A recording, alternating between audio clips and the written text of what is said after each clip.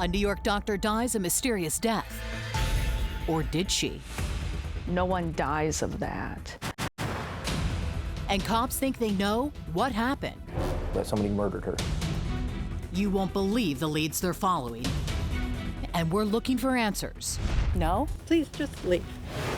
And just when cops think they have their man, surprise evidence will point to someone else. This was almost the perfect murder. Yes. 60-year-old New York chiropractor Mary Yoder attends to her patients at her Whitesboro medical practice. It's a successful chiropractic business she and her husband Bill have owned for more than 30 years. On this particular Sunday, it was business as usual. She was seeing patients throughout the day. That day she left for lunch to go take care of her mom. When she came back to work, probably around 1:30, a few hours later while at work, she became ill. Not able to shake her sickness, Mary heads home early, around 4:30. She doesn't know what she's sick from. She's just having diarrhea and vomiting at this time. Odd symptoms for Mary Yoder, who is usually the picture of health. Part of her medical practice included a belief in holistic medicine and herbal supplements, even growing some of her own herbs in her cherished home garden. She was a regular supplement taker.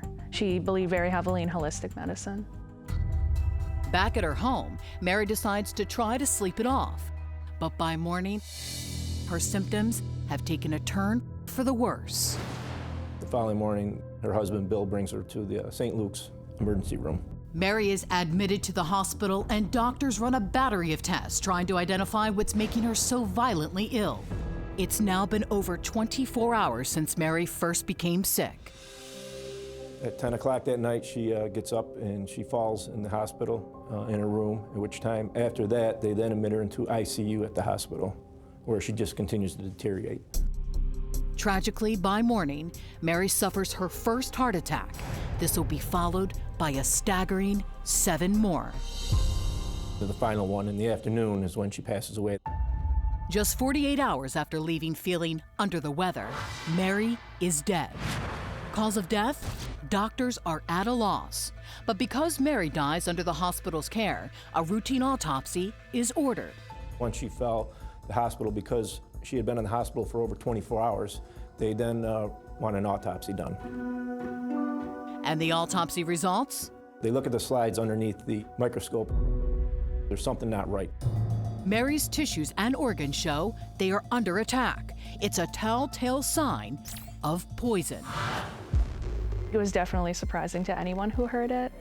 Miss Yoder was very well known in the community. She was popular. All of her patients loved her dearly. The medical examiner's office contacts Poison Control for help. They test Mary's body for common arsenic and cyanide poisonings. The results are negative. Then 2 long months pass for Mary's friends and family when chemists at Poison Control get a positive hit. Had you ever heard of this particular poison before? Never. She died from colchicine toxicity, which poisoned her. Colchicine, when used properly, is an effective medicine for treating gout, which is an inflammation of the joints. But if you don't have gout, A little dab will do it. It takes only a minute amount to get somebody sick or kill them. Colchicine toxicity causes fever, abdominal cramping, vomiting. Basically, all of your liquids leave your body. She suffered a number of heart attacks. I mean, this was a death that was drawn out over a period of almost 2 days. How would you characterize this death and what she went through? I'd say it would be brutal. now they know the substance that killed her.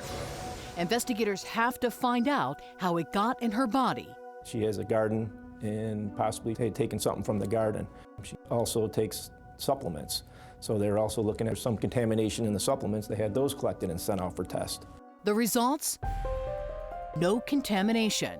It was no accident, and even suicide is off the table.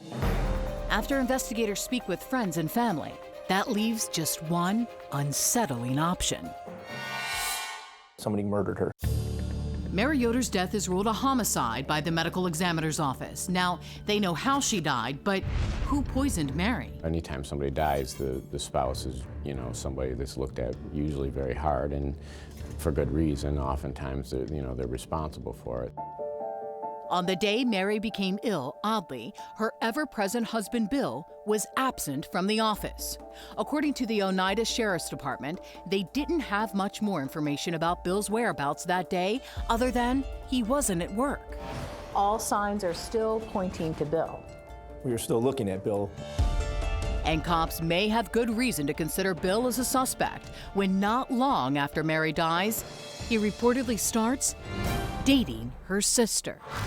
At this point, we're still looking at Bill as our primary suspect.